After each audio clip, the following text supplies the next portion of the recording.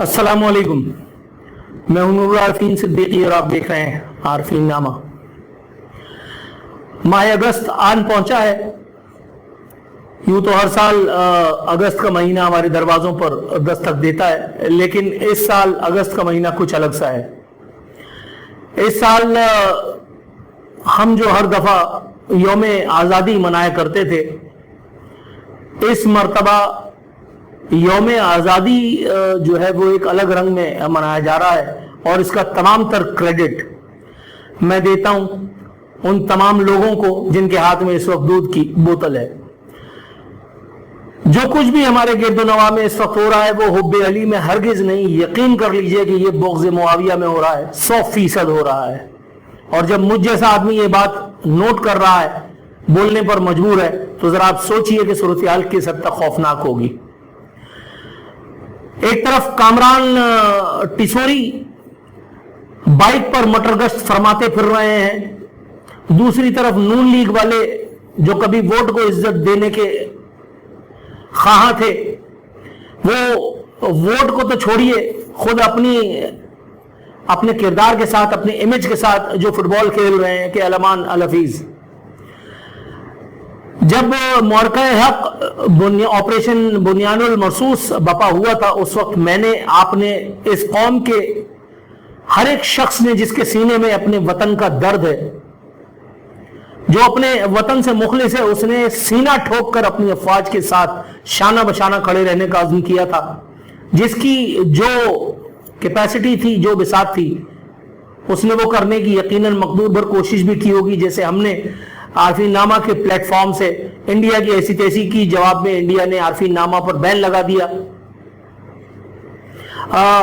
India نے عارفین نامہ کو نیشنل تھریٹ قرار دیتے ہوئے اور جو کچھ کیا وہ آپ کے سامنے ہے۔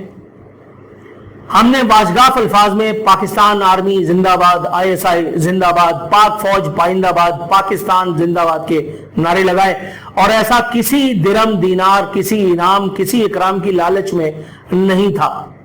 یہ وطن پرستی کا وہ جذبہ تھا جو میرے آپ کے دلوں میں اگر موجود نہیں تو انسان کو زندہ رہنے کا کوئی حق میرے حساب سے تو نہیں ہے۔ لیکن اس وقت یوم آزادی جس طرح سے خوش آمدانہ انداز میں منایا جا رہا ہے، اس کے لیے میں نہیں مان سکتا کہ کسی بھی جگہ سے انسٹرکشنز آئی ہوں گی MQM کو۔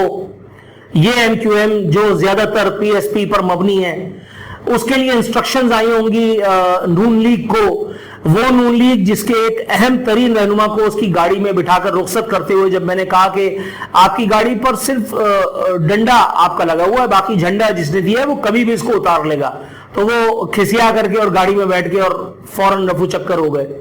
مجھے نہیں لگتا کہ پاکستان پیپلز پارٹی کو کسی نے انسٹرکشنز دی ہوں گی کہ جی آپ نے معرکہ حق کی یاد میں جو ہے وہ اگست کا پورا مہینہ ڈیڈیکیٹ کر دینا ہے۔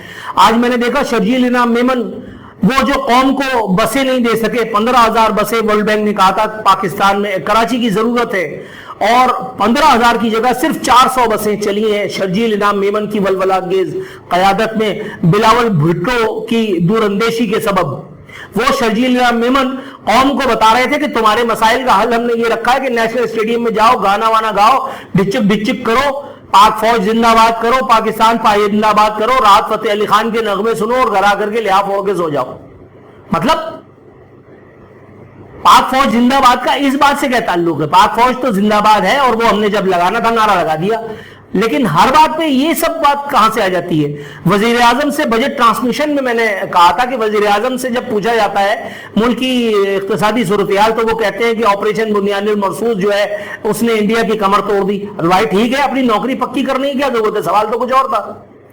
اسی طرح سے میں یہ پوچھنے کی جسارت کرنا چاہتا ہوں اس ایک ویڈیو کی وساطت سے کہ یہ آپریشن بنیان المرصوص کی آڑ میں اپنے اقتدار کو دوام دینے کے لیے یہ چھچورا پن کرنے کی کیا ضرورت ہے؟ پاکستان پیپلز پارٹی کو، جس میں پیپلز کا یعنی عوام کا دور دور تک کوئی کردار نہیں ہے، نون لیگ کو جو ووٹ کو عزت دیتے دیتے اپنے نام کی لاج رکھنا بھی بھول گئے، جو بھول گئے کہ کوئی شرم ہوتی ہے اور کوئی حیا ہوتی ہے، اور MQM سے تو میں کوئی گلہ شکوہ کرتا ہی نہیں۔ میں پہلے بھی کہہ چکا ہوں اور بارہا کہہ چکا ہوں کہ اسرائیل میں کوئی حکومت حرام کھانے کے لیے بنے گی تو یہ سالے اس کے ساتھ بھی جا کر کے لیٹ جائیں گے۔ ان کا شرم حیا سے کوئی تعلق، کوئی واسطہ نہیں ہے۔ تو وہ لوگ، آج میں اتفاق کی بات ہے اپنے ایک دوست سے ملاقات کے لیے ان کے گھر گیا تو واپسی میں نے دیکھا کہ پورا علاقہ ادھڑا ہوا ہے، لیکن ان کے علاقے میں جو سیکٹر آفس یا یونٹ کا میرا خیال ہے یونٹ آفس والی سڑک جو تھی، صرف اتنا حصہ جس پہ یونٹ آفس وقوع پذیر ہوا کرتا ہے وہ جو ہے وہ باقاعدہ وی آئی پی والی سڑک بنی ہوئی ہے، اور اس کے اوپر دیوار پہ آرمی چیف کی تصویر لگا کر کے اور متحدہ والوں نے لکھ رکھا ہے پاک فوج زندہ باد۔ آپ کے خیال میں یہ پاک فوج زندہ باد اس لیے لکھ رکھا ہے کہ یہ فوج سے محبت کرتے ہیں؟ نہیں، نو، یہ وہی دودھ کی بوتل کا احسان چکانے کی کوشش کی جا رہی ہے جو اس وقت ان لوگوں کے ہاتھ میں ہے۔ اور کیا ان کو ایسا کرنے کے لیے آرمی چیف نے کہا تھا؟ کیا ان کو ایسا کرنے کے لیے آئی ایس پی آر نے کہا تھا؟ کیا ان کو ایسا کرنے کے لیے آئی ایس آئی نے کہا تھا؟ نو، میں یہ بھی ماننے کے لیے تیار نہیں ہوں۔